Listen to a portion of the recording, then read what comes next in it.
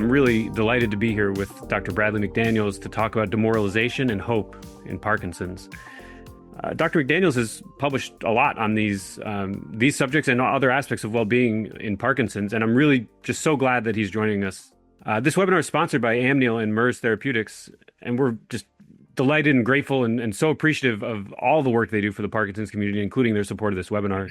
Brad, can you start us off today just by sharing a little bit of your background and an overview of how you came to be involved in the Parkinson's community? So I'm a rehabilitation researcher. I got my PhD from the University of Kentucky, and my mom was diagnosed with Parkinson's disease almost 15 years ago now, which was the impetus for my returning to school. I thought I was unfulfilled in my previous career and wanted to do something really just to help my mom. And that's really what I love to do now. I love to engage with people who have Parkinson's disease. I love to learn about the struggles they have, always looking for these little nuggets about something we can do to help those with PD function better, live a more fulfilling life, have greater well-being, all of that stuff. I'm excited to be here and always love having these conversations. So thanks again, Chris. Yeah, well, thanks for joining us again. And, I think we already have some great comments in the chat, and I'm going to actually start off with one of them. It's not going to go too off our plan here. Somebody wrote in and said that they've been diagnosed for a while and they've been reading a lot about Parkinson's and demoralization they hadn't heard of for a while, and now they're hearing about it quite a bit. So, I guess maybe we can start there and just talk about the background of demoralization. What is demoralization and Parkinson's, and maybe how does it differ from other aspects of Parkinson's, like depression? Can you talk about that just at the start? Yeah, great question. And interestingly, how this came up is I've done, Indu Subramanian and Greg Pontone and I do a fair amount of work together. And Greg and I were having a conversation one day, and he says, "Brad, have you heard of demoralization?" And I could probably define it if you asked me, and I said, but not really. And he said, it's this construct that we find in the cancer literature very frequently. People who have end-stage cancer talk about this thing, demoralization. And he's like, maybe we need to look at this in Parkinson's disease. And so we started reading about it, and there hasn't been much in Parkinson's. There have been 4 or 5 studies that were done, and really what they did was try to quantify the prevalence of demoralization in people with Parkinson's. And it's about 20% is what the literature finds. I tend to believe that it's significantly higher than that. Obviously, there are always measurement challenges anytime we're looking at something like that. But so that's kind of what the impetus was for getting us into this field. And so as we begin researching it, we found that demoralization is different than depression, right? Depression is typically identified and diagnosed with what's called anhedonia, which is the inability to experience pleasure. And demoralization is diagnosed or classified by this is a pejorative term that I struggle with a little bit, but it's the classic definition of demoralization. It's called subjective incompetence, right? And it sounds terrible if you tell someone, well, you must be subjectively incompetent, right? But all that means is I have an inability to cope with the challenges that I'm facing in my life. And I get that. That's something I can understand. And so along with the inability to cope, come these ideas of hopelessness, helplessness, loss of meaning and purpose in my life. And you think about that with a disease like Parkinson's disease, right? That the hopelessness piece I get, right? You get this diagnosis of a chronic degenerative neurologic condition that is only going to progress with time. And I can see how the mind goes to, there's really nothing I can do. Exercise is the one thing that we have that's disease modifying to a degree, but that's it, right? And we don't have anything that's going to, there's not a cure. There are just treatments for the symptoms. And so I can see how simply it is for someone to begin to be hopeless. And so I think that kind of begs the next question, Chris, that you and I think began talking about some time back about hopeless is easy to understand, but hope is a different construct to think about. And I think most people, again, have a definition of what hope is. We say it all the time. I hope you have a great day. I hope the weather's nice.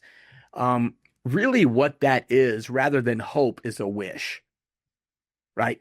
Hope is really, anytime that I talk about hope, I go back to Rick Snyder, who developed hope theory back in 2000. And hope theory is this way to qualify what hope is. And hope deals with, you've got to have a goal. There's got to be some overarching goal that you're pursuing in your life. There have to be what Snyder called pathways, or ways that you can achieve this goal. So you have to have strategies and maybe people around you that can help you, coping mechanisms that are available to help you do that. And then there's this idea of what Snyder called agency. And agency means I will do that. So it's about having the willpower to be able to engage in those pathways to achieve that goal. Now, all of that is a lot of maybe some research mumbo jumbo, but here's one thing that I think is interesting to look at. So you might be highly motivated toward a goal, whatever that goal may be. My goal might be to get an education. Right? I'm highly motivated to that, but I don't know how to get there. And so that wouldn't be hope, because hope requires that I have not only the willingness to do it, but also the way to do it. And conversely, there might be a goal that I have all of these ways to achieve my goal, but I'm not motivated to do it. So therefore, I don't have hope. And so I think all of that, if I want to narrow it down to what a definition of hope is, right? We all like definitions, so we're going to describe something. So I think a hope can be seen as the skill of staying oriented towards meaningful goals and finding ways to get there.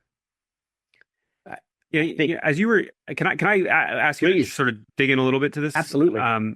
I'm thinking about incompetence in the context of an actionable sort of vision of hope or somehow. Yeah.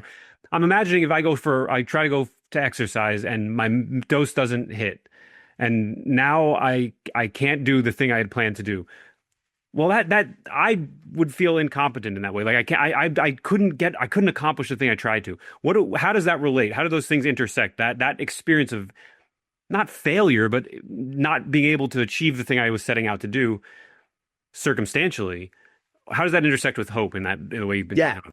Yeah, and I think that's one of the struggles with Parkinson's disease, or any type of an adversity that we face, that it can physically impede our ability to achieve the goals that we've set out to achieve, right?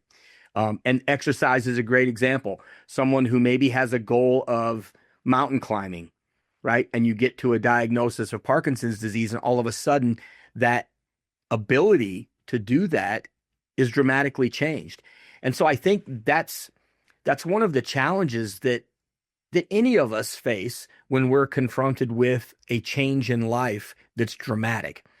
And so I think what happens is I understand your use of the word incompetent there, but really from a demoralization perspective, we're looking at how do I cope with that inability, right? That's the psychological challenge that we face. And I believe that much more than the physical inability to maybe complete a goal that can be problematic, I think the psychological and mental health components, trying to comprehend that, is really what causes the distress in life.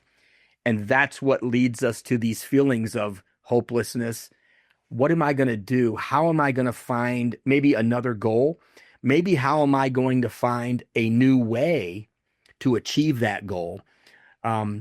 Which is tough.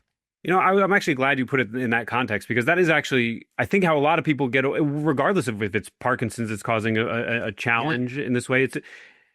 It is about finding I think our friend Kevin Kwok would call this a pivot, maybe. It's great. Getting to another way to approach the goal, maybe. Um, so I want to ask you maybe another question that relates to this is popping up in my mind. It can be hard to do that, right? When you're on a track and then you get bumped off of that track and you have to start to cope. Does apathy come in here somewhere? How does apathy relate to these parts of this Yeah. conversation? Yeah. Apathy is that thing that's kind of always looming in Parkinson's disease, right? It's such a common, up to 60%, right, of people with Parkinson's have apathy. And so you can see when I defined what hope was, that one of the necessary components was the willpower and the ability, the willingness to pursue this goal and achieve this goal. So what apathy is this lack of motivation. And so if I have a lack of motivation in life, i.e. apathy, it's going to be much more difficult for me to engage in life, to pursue the things that I want to pursue. I jokingly talk to colleagues about this, and there's always this idea of what in the world do we in the Parkinson's community do with apathy, right? Because there's not an effective treatment across the board, right? You can try cholinesterase inhibitors, SSRIs, SNRIs sometimes work. Dopamine is sometimes effective. But really, most of the time for many of these mental health challenges, we might recommend counseling or some type of therapy. The challenge with that becomes if you have apathy and I encourage you to go to counseling, you're likely not to go because you have apathy. And so apathy permeates so much of Parkinson's disease because it gets in the way of doing the things not only that our clinicians recommend, that our support groups recommend, that our care partners encourage and recommend, but it gets in the way of our ability to pursue our own goals, which dramatically will reduce hope. And so you can see this kind of combination in the way that they intertwine with one another. Does one cause the other? I think it's bidirectional, right? I think demoralization can cause apathy, and I think apathy can result in demoralization. Then you throw in depression, which is a whole nother topic. And I think the three of these illnesses, demoralization's a syndrome, but the three of these illnesses they're not necessarily mutually exclusive, but they can occur by themselves. And the challenge becomes, how do I tease it apart and differentiate which one I'm dealing with? Because treatments differ, right? So I want to ask you to focus a little because it differs. I think, and I want to just draw attention real quick. We're going to get to a little bit more of practical sort of tips, I think, down the line as to what can we do about this. So I don't want to leave the audience wanting that and thinking we're not going to get there, but we're headed there. So, but before we get there, can you just sort of restate real quick where demoralization, what is demoralization again? Can you say what that is, and maybe just zero in on what are the risks if we don't address it? Yeah. So the definition of demoralization would be mainly subjective incompetence, the inability to cope. And so it's when we lose hope, we feel helpless, and our meaning and purpose are gone, right? We get it becomes an existential issue when we feel like we're moving towards mortality because of an illness. So that's the way that we diagnose this. And there are risks associated with it, right? One of the risks that I mentioned is apathy. We'll call it the unwillingness to engage in things that we can benefit from engaging in. Things like exercise, things like being connected with the community. So which potentially could lead to loneliness. And there are so many negative consequences of being lonely, right? We've written a little bit about that as well. I think one of the big things that's associated with demoralization is the desire for hastened death or suicidal ideation, right? Imagine you one gets to a place where there is no hope. There's nothing that you think you can do to help you. The meaning and purpose that you had in your life is no longer available to you, at least the way that you perceive it. And so the next step could be, why bother continuing? Right. And I just rapidly saw something come up in the chat about Viktor Frankl. He's one of my favorite people. And, meaning in life and demoralization and hope are strongly connected, because one of the treatments, and I'm kind of foreshadowing, Chris, where we're going to go, is helping someone find meaning in life again. Right? Because I know that one of the challenges in conversations I have with many people with PD, and I particularly see it commonly in the young onset Parkinson's group, right? Someone is diagnosed with young onset, and maybe they have to change what they do for a living. They've done this for a while and they can't continue. That may have been their purpose and how they felt significant in life. All of a sudden that changes, and you get to a place of, now what? Who am I? Do I matter anymore? And that's a scary place to be. And so it becomes, how do we navigate that? And moving. Yeah, you just went exactly where I was going to try to point us to next, which is, what are there specific places or times of life or groups of people who this demoralization affects differently or acutely in some not innovative, but in a unique way? Yeah, and that's the first one that we see in the literature are those with young onset, just because they've got a much longer trajectory of having the disease of Parkinson's disease, and oftentimes they still have young children at home. They are right in the middle of their career lives. And those things that are affected by Parkinson's disease can dramatically affect each of those areas of life. And maybe I don't feel like I can be an effective mom or dad to my young kids because of my Parkinson's. I can't maybe engage in the social things that I used to engage in, that I loved, that were part of who I am. So I can't do that as much anymore. And so one could begin to get to this place of, you know what, this stinks. I don't want to continue with this because I don't see a way out of it. And, to be fair, like I said, Parkinson's, we know, is going to progress. It just always does. And there's not going to be a point, at least from what we can see in the near future, where we can reverse that. And whether we ever can or not, I don't know. Lots of people much smarter than me are kind of looking into that aspect. But so it's reasonable to understand how one can get to that place. So I think you see that. I think it's oftentimes much tougher for women, because women don't have necessarily, they're oftentimes the caregivers in a home. The mom, they're taking care of the husband, they're taking care of the home. And so they're diagnosed with PD, and that component of their life might be reduced or taken away.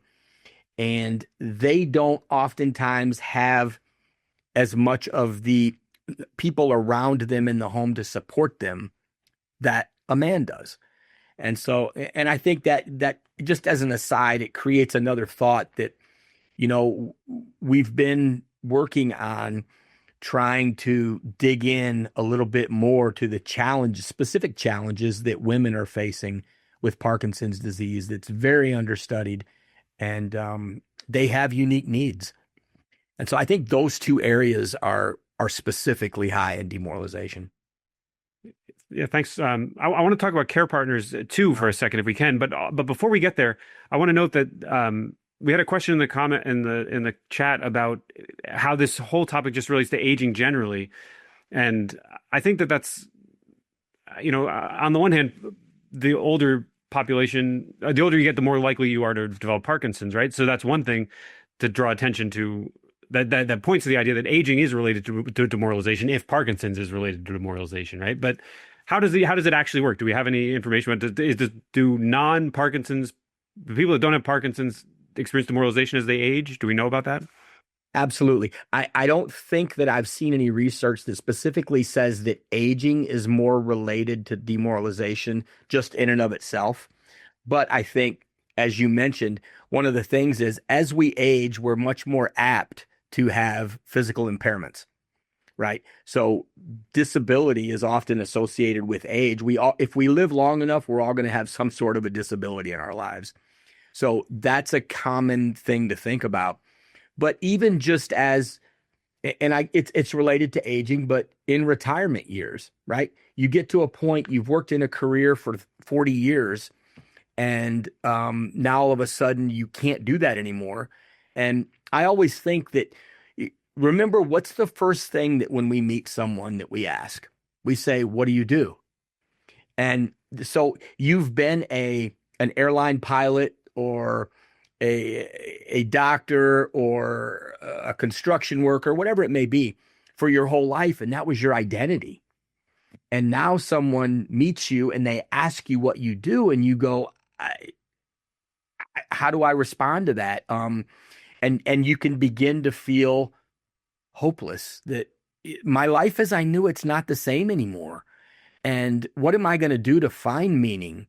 And, these role changes that happen in the home with Parkinson's, or just as we age, or as we retire, or as our kids leave, all of those things, I think, can be associated with feelings of demoralization. Okay, thanks. So, I want to note that this is kind of heavy right now. It's like, Yeah. well, I think we're about halfway through our hour, and I think we're about to turn the corner here, maybe, and start talking about what can we do about this. Before we get there, I'd like to just see if we can say a little bit for care partners here, because it's not a aspect of having Parkinson's that would cause a care partner to experience this, but it can happen this can affect care partners too, right? Right. So can you talk about that for a moment? Totally. Another group that I think is neglected in the Parkinson's research area, right? I teach my counseling students in the master's program here that you can't pour from an empty cup, right? So if the care partner needs to be good, to be able to effectively provide what's needed to the individual with PD. And so you think about all of these things that we talked about with Parkinson's disease, the same things affect the care partner. So the person who has Parkinson's may not be able to work anymore. So that means the care partner might have to step up to a new role. They might be unsure how to proceed with this, what to do next. There might be, all of a sudden, the care partner has to begin doing things around the house that they never did before, that now they're trying to figure out. This is maybe out of their comfort zone. They don't know how to take care of problems at home. And so they can begin to feel helpless. And as they learn about Parkinson's, that it's going to be progressive, they can become hopeless as well, thinking, now this is what life has handed me, that this really wasn't in my plan when we got married to know that, or as a son or a parent of someone with Parkinson's, this wasn't in the plan, that I was going to have to be the one who provided care for however many years moving forward.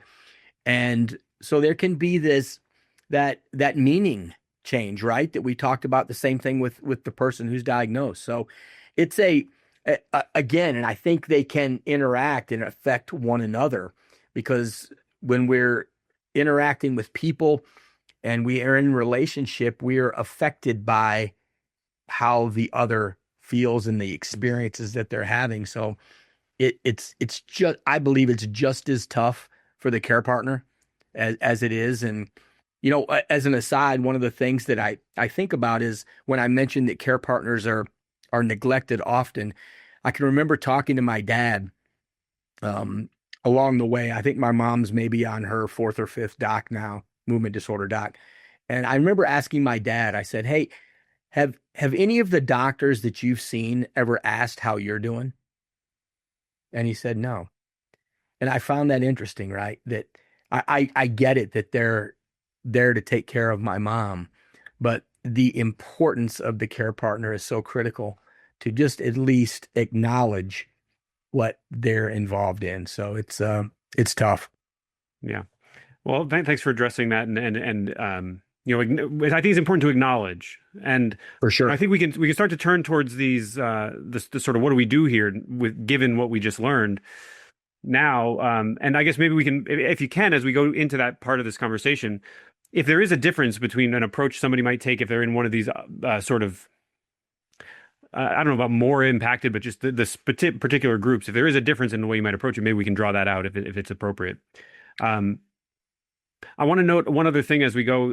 A note came in the chat that somebody acknowledged that they say that what they do is that they're a full-time Parkinson's advocate for Parkinson's awareness, and I think that's early in my own diagnosis. I took the approach of I just said I'm just going to tell everybody. I didn't really care, and so I'll see somebody even today. I'll see somebody in a line, and my symptoms don't really stand out very dramatically, but I'll see somebody in a line at the grocery store, and if I have a way to say I have Parkinson's, I'll do it because it gives me a sense of that meaning. It lets me say Yeah. I'm educating people in line here at the grocery store, even if it's a very minor moment, and it does help me feel better about my circumstances because I'm doing something. At least I feel that way. So thanks for making that comment in the chat. I appreciate that. That's a part of my life that's been helpful to me too, so I can empathize. Um, okay, so I think if we're going to take an action to deal with a problem, we have to really know how to know we have the problem. So, how does somebody confirm that they are experiencing demoralization? Can you be diagnosed with this? How does somebody get to the bottom of knowing that they are demoralized and know so they know what to do? How can we get that first step done? Yeah, so you can. There's the most commonly used measure for demoralization is called the Demoralization Scale 2.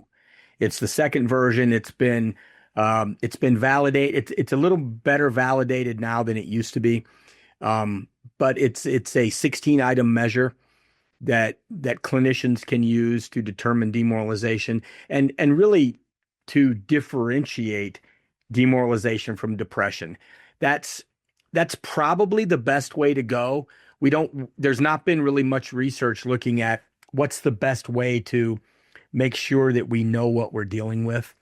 But I think obviously it's critically important to think we need to identify the problem before we know what to do to help the problem. And so that's the short answer, Chris, to your question. I think the other thing is just to begin clinicians having conversations, care partners having conversations, friends having conversations about things, hope in life. You begin hearing conversation or begin hearing someone talk about they just don't have anything to live for. They don't know what to do. They don't have a way to deal with these problems. You begin to hear the hallmarks of demoralization. And I think that is a way that we can, if you hear that from a loved one or a friend, we begin to encourage them to take some of the steps that I think we're going to talk about is what do you do? Right? I mean, that's always, I think we do a great job in medicine or in research of identifying problems, right? This is the challenge that someone faces, demoralization. You write the paper and you quit. I think the important piece, especially for those who are affected, is what in the world do I do? Right? It's not always helpful. It's kind of like getting the diagnosis of Parkinson's disease, but nobody knows what to do for it. It's like, did it help me that I know that now? Probably not. So I think it's always critically important that we talk about, are there some things that someone who's struggling with demoralization can do to begin to maybe get out of that place in life where they're stuck? Yeah, so let's go there, and Yeah, maybe I'll draw attention to one question that just came in the chat. To maybe there's maybe a place we could start, and I think we'll have to go somewhere else from there too. But sure. someone just wrote in that they'd love to know how to combat demoralization right when it starts, so it won't spiral out of control and become, a full-blown sort of demoralization and depression, and just become more problematic as time passes. Is there something that we can do at the start? Yeah, I think, I think the number one way to combat it as we start having those feelings is to evaluate where we're at as far as meaning in life goes. And I think Chris, you might have posted it on there, is the spirituality and religious piece is such a large component in meaning in life.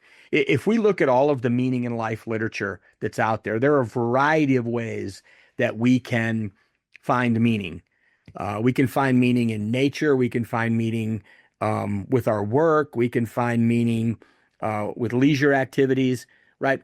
But if we look at the literature in total, there are few things that are common where people find meaning.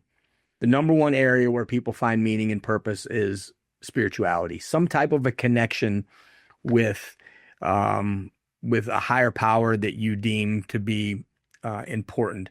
So I think as we begin to have these feelings of hopelessness and helplessness, it's, has there been a change in my meaning? Can I see that this was what I did, it was who I was, it was my meaning, and now I don't have that anymore. So let's begin to investigate what that is. And how do we do that is really the question. And one of the ways is to begin to look at what our values are, right? My values oftentimes, not oftentimes, almost always will drive what I find meaningful in life. And there's a really cool free survey that you can do. It's called the Values in Action Survey.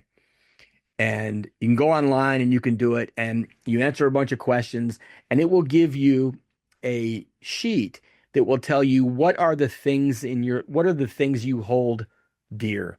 What are your values? Things like honesty, things like trust, things like relationships.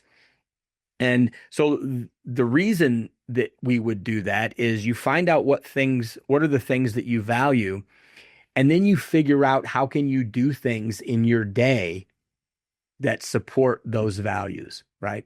So if I have a value that is relationships, then I would say, how can I in my day begin to strengthen my relationships? Maybe it's I reach out to two people each week to connect. And even more specifically is I'm going to have lunch, have coffee, have dinner with three people a month, right? Whatever it is, fill in the blank. But that is another way that begins, hope begets hope, right? And so if I can surround myself also with other people who have hope, who have some of the similar values that I have, that begins to wear off on me, if you will. And so finding that in your life is important, which leads me right into social connection. Social connection is such a critical component to quality of life, to offsetting and combating things like demoralization. Having someone that you can talk to about the things that you're struggling with or dealing with is something happens in us with our mental health when we just voice that we're struggling, or that we're maybe in a dark place, and we have someone else who can just listen. It's not that we're looking for answers, looking for solutions, right? I think of relationships with my wife, right? I had to learn early in my marriage that when my wife told me about a struggle, she wasn't always looking for a solution. She just wanted to talk. And so now in my marriage, when she tells me something, I say, honey, are you asking for my advice, or are you just wanting me to listen? And so I think that we find that in social connection too. So I think talking about some of those things. The other piece, Chris, that I've written about a little bit, that's so important with demoralization, is finding gratitude, right? It's so easy with Parkinson's disease to get to a place where all of these things in my life are now over that I used to value. And it stinks.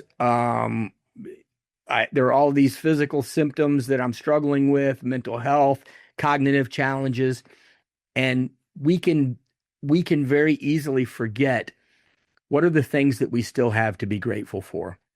And the literature on gratitude and health is enormous, the benefits. And it's something as simple as writing down 3 things every day that you're grateful for and keeping a running list and not repeating the things tomorrow that I said today. And it's being grateful for simple things, right? I have 2 eyes. I can see. I have 2 ears. I can hear. I have a mouth. I can talk. 5 fingers on each hand, 5 toes on each foot. I can walk, right? Those types of things that if you're like me, it's real easy to take those things for granted. And so what happens is when I begin to foster gratitude in my life, my focus changes, right? Whatever I spend my time in my life focusing on is what's going to determine my mood. Yeah, as I've listened to you talk just then, I thought about, I was thinking about my own life because that's just what happened when I was listening to you, and I thought, I was thinking about like the service mentality and just the idea that I'm helping other people. And I thought about this in part for myself, but also because someone in the audience, and I'm sorry I don't remember the names, it goes very quickly, so I sometimes Sure. get a little lost in who said what, but an audience member said that social connection can be the opposite of what many people in the Parkinson's community experience because isolation is kind of prominent. And what I thought immediately was, well, there's ways you can get involved in supporting people if you're interested in that throughout this community, including through the Davis Phinney Foundation's ambassador program. There's a way to connect with people through our program there, but there's many other ways to do that sort of thing. So I'm wondering if you could talk about that, the sort of service approach that people sometimes take. Someone else, I already mentioned the comment about being a full-time advocate for Parkinson's awareness. I think that does serve some people. It may not be what everybody wants to do. Maybe it's you want to support your local soccer community or your local, library or something. It doesn't have to be about Parkinson's, but is there a service component to this that can help? Totally. And I think the word that I use, I just gave another talk earlier this week on meaning in life just by itself. And one of the antidotes for meaning in life is altruism, right? Doing something outside of me. And whether that's in an organization, whether it's just with starting in my home, right? Doing something for me, doing something for my wife that is maybe I don't feel like doing, but I want to do it to help her. That so increases the way that I feel in my mood, and it contributes to meaning in life. And, getting involved, and you said Davis Phinney, maybe it's just a support group in your community. So many people who are diagnosed with Parkinson's disease, well, I won't even say so many, I'd say almost all who are diagnosed are scared. Mm-hmm. What in the world do I have to look forward to with this disease? What's going to happen? How's it going to affect every area of my life? And so you go, there are a lot of things available for somebody newly diagnosed, but imagine how overwhelming that feels. You say, well, go to Davis Phinney or go to PF or go to Michael J. Fox. And there's so much on the internet that you have that you don't even know where to start. And so having a support group where someone new walks in and you're there and you just get to go, this was my experience. And here's what I've found in my journey. And how can I be here for you? What questions do you have specifically for me? Right? Because how often in the diagnosis of PD does it happen where whomever's diagnosing the person walks in and they go, you have Parkinson's disease. Talk for a second and they go, here's a script for Cinemet. We'll see you in 6 months. And if you're lucky in 6 months, right? I mean, some people have to wait a lot longer than that. Yeah. And you're going, I don't even know what Parkinson's disease is. Right? If you were like me back when I started, I knew who Michael J. Fox was and I knew who Muhammad Ali was, but I didn't really know anything about Parkinson's. And I can imagine for the person who's diagnosed, the fear, the uncertainty, that the demoralization, the distress that comes with that, just having someone that you can have a conversation with who's been there, who knows it, is so valuable. And we see it with gift giving, let's just say, right? You give someone a gift at Christmas, you always get more from the gift that you give than the person who received it. I think the same thing happens when we talk about the altruism and doing something outside of yourself to benefit someone else is always a great thing. So I think that's a great point, Chris. So thanks. I want to. They came out of the chat, so Yeah, that's that first. But I guess I want to close that part of your answer here to say, by saying, I think it goes the other way too, right? You can, if you're feeling isolated, you can reach out and be that person who walks into the room too. And so I reference our ambassador program, but you don't have to be an ambassador to get a real benefit from that program or any program or a support group or even just your physical therapy office. You may see somebody at physical therapy and you can just talk with them, and they may not even have Parkinson's. You can just connect with people that way, and that can help too. I wanted to go to another part of, I think, maybe questions about how to manage demoralization. yeah, Someone asked in the chat if demoralization represents or is a part of a chemical imbalance or not. And that's the first thing I'd like you to maybe respond to if you can. But can we then talk about, are there meds for this generally? And then also, what is the relationship between symptom control and demoralization? yeah, Parkinson's symptom control, I mean. yeah. There's a lot there. So we'll start at the beginning. Is it chemical is the first part you ask. Not that we know of. Unlike depression, which can have a chemical component, right? And so because it's not chemical, meds don't work. And that's really one of the things that we talked about in our paper was someone who's diagnosed with depression, you give them an SSRI or an SNRI, and oftentimes that can be effective 6, 8 weeks down the road to improve their depressive symptoms. Those same meds won't typically work for somebody who's just got demoralization because it's more behavioral and cognitive. It's really part of my evaluative process, the way that I view problems in my life, the way that I view the challenges that I'm facing, the way that I view my assumptive world, this place that I live that's now all of a sudden been thrust into chaos. So it's really more of a mindset, which is why the main treatments for demoralization would be counseling, right? Get someone to a therapist. And there's evidence looking at those things. Meaning-based psychotherapy is very effective. Even cognitive behavioral therapy, where we begin to reframe the way that we view our problems, those things are effective. The challenge with that becomes, and this is what Indu Subramanian talks about with me all the time. She's like, Brad, that's great, but I hate to give my patients another appointment that they have to go to, right? You've got PT, OT, you've got your movement disorder doc, you've got your group, right? Speech therapy, whatever it may be. And it creates another challenge. And so her goal with the work that we do is always, can we find something that we can do in the clinic that will help ameliorate demoralization? And that's kind of what we talked about before this, helping to find meaning, starting a gratitude list, things like that. So that's the main. There was another part of your question, Chris. It was about symptom control and how symptoms, poorly managed Parkinson's symptoms or well managed, might relate to demoralization. Yeah. Yeah. So for sure, I think that the literature talks about that, as if one's motor symptoms aren't well controlled, you begin to feel helpless, right? I'm dealing with this disease. These symptoms I don't know what to do with them. My tremor is uncontrolled. The slowness I just can't deal with.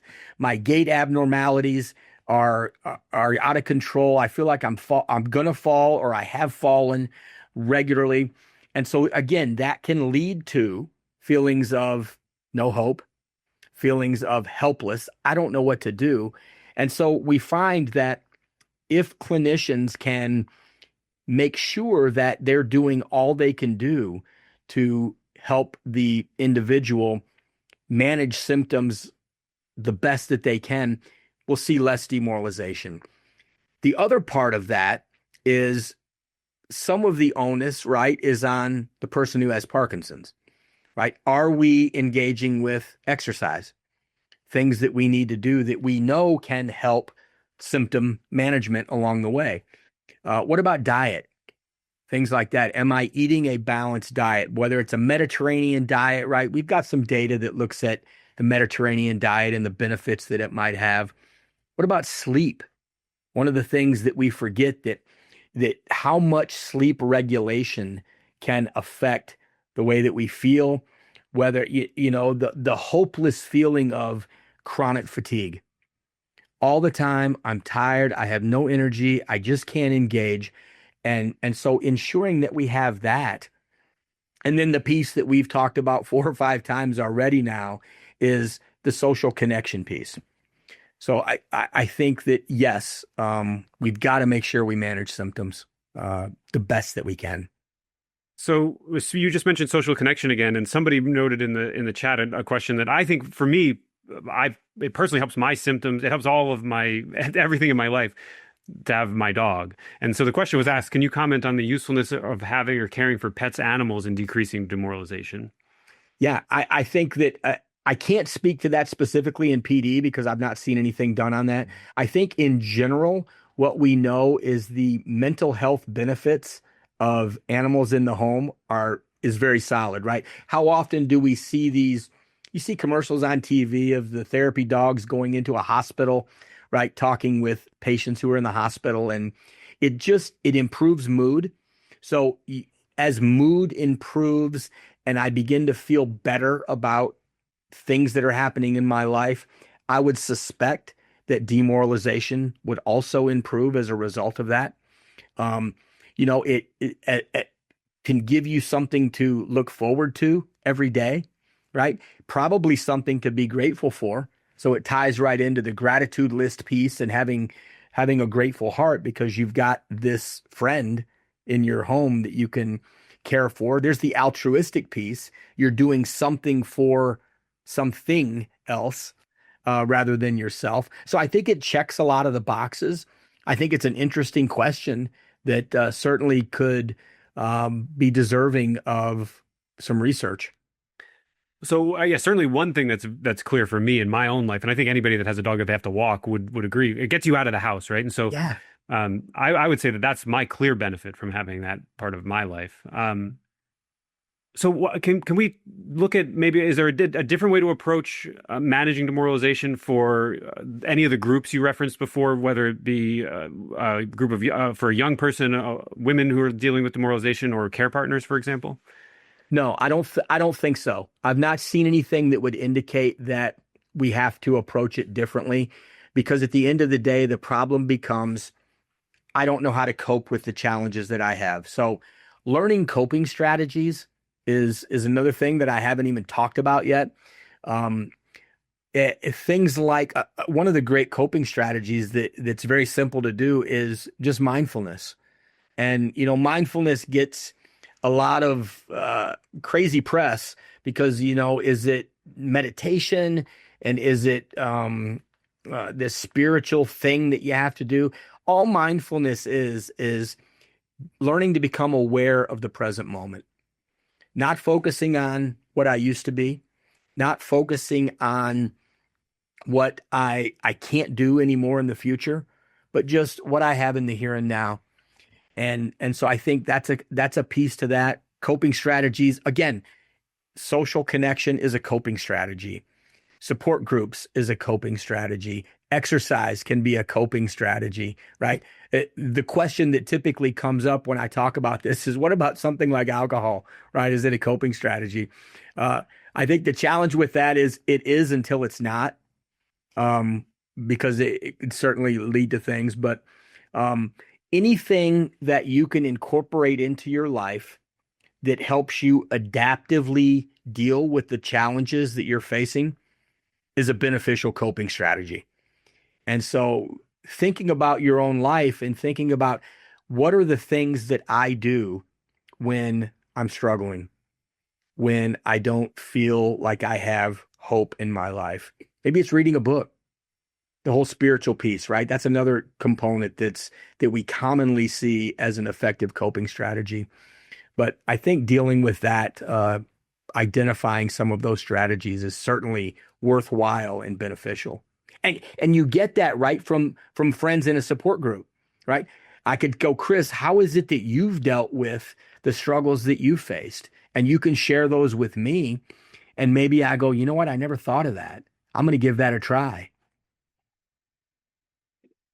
Yeah, I just had a conversation with some friends of mine that had nothing to do with Parkinson's, and I just by accident, just hearing their own experience, I related something that came up from a problem they were having at work with something that I would like to improve in my personal life, and I'm like, it wasn't even related, and so just sometimes having a conversation with a friend can be enough for me. There's a couple of questions that have come in recently in the chat that as we're rounding out our hour and we're coming close to the end here, but I think these are some important questions if we can Yeah, try to get them let's do in it. here. Somebody put in the chat the idea that much of this seems like it's putting the onus on the person with Parkinson's, and feeling that one has to initiate these steps can be demoralizing on its own. And so that's kind of why my mind went to this conversation I had that wasn't even related to Parkinson's for myself. But what else do we do about that? How do we address the fact that the onus is on the person with Parkinson's, and that can be hard in its own way? Yeah, and I think it can be hard. I think we liken it, Chris, to if I don't like the way that I feel, I need to do something differently. And I think that, yes, I think the onus is on you. I don't think that a clinician can do anything to eliminate demoralization. There's just not. There's not a drug they can give you. There's not anything they can do. I don't think any advice that I get directly from a friend will end my demoralization. What will help the demoralization is if I take the advice that people give me, the experiences that they share with me, and I begin to implement those into my life, then I believe we can have change. And so there is a component that there's something that I need to do actively to begin to feel differently. So as you're saying this, I don't know if you're watching this in the chat, but people are throwing the things that work for them in the chat, and it's really cool. So please, as we round out this conversation, if you have something that you think works well for you to address your own feelings of demoralization, your own experience of that, throw it in the chat for us, and I'm going to read some of them now, if you don't mind, Brad. Yeah, please. Somebody noted that support groups are helpful. We've talked a little bit about that. Multiple people have mentioned music, both music therapy and also just listening or even playing music to some extent. My nephew just got this cool little drum that has little numbers on it, and it's like a little xylophone in that thing is cool, man. I like that. Yeah. So people have said drumming, dancing, indoor rock climbing, boxing, a choir. What else do we have in here? They're coming in so fast that it's moving. Here's what we're going to do. We're going to put these when we post the video on our website, we'll list all of these elements that people are putting in the chat here, to draw attention to the things that people in this audience have said have helped them. One last thing I want to note, though, as a part of this list, somebody wrote in about play as an antidote for demoralization. What do you think about that? Just general play. Yeah, I think play in general is beneficial across the board for all people. I think it improves mood, right? Finding something that you enjoy, that you engage in. And again, I think, Chris, all of the things that I'm seeing come up in the chat, right, that people are engaging in, I would posit that a lot of those things bring meaning to people's lives. Right. And so again, now here we are back to meaning, that I'm finding something that's meaningful to me, that I'm engaging in on a regular basis. And when my meaning improves, my hope improves. When hope improves, demoralization goes down. Right. So you can see this cycle that kind of plays in, and it just feeds the whole thing. And it's finding which one do I want to attack. And I think that works. So there's been a lot of things referenced in this chat. I can't possibly read. We'd be here for another 20 minutes if I tried to read them all. But we'll put them on the website when we post the video. And I mean, there's things ranging from birding to watching swing dancing videos to inspire you to maybe swing dance. And that sounds great to me. If you can get engaged in that, that sounds lovely. Square dance, just humor in general, all these, there's so many great recommendations. And please look to our website when we post the video. You'll see a list of them when we post the video. Brad, is there anything else we should talk about that we haven't talked about? You know, I can't think of anything more, Chris. I think that one of the things that, just as a reminder, that there are things that we can do to improve how we feel, to improve our hope. And I think, you know, one of the best pieces of advice I can probably give is connect, have conversations with other people, engage in things like this, where you get to see those things that are in the chat and go, you know, maybe I need to try that, because I only know what I know.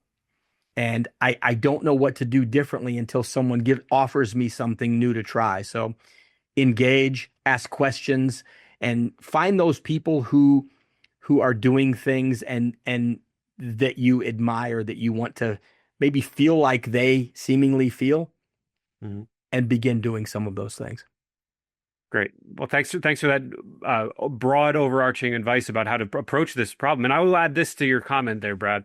If you have a thing you want to share, an activity that's helpful to you as you're watching this video, please send it to the Davis Phinney Foundation. Send it to us at content, CONTENT, at dpf.org, and we'll add it to the list as we go that we have on the website associated with the video when we publish it.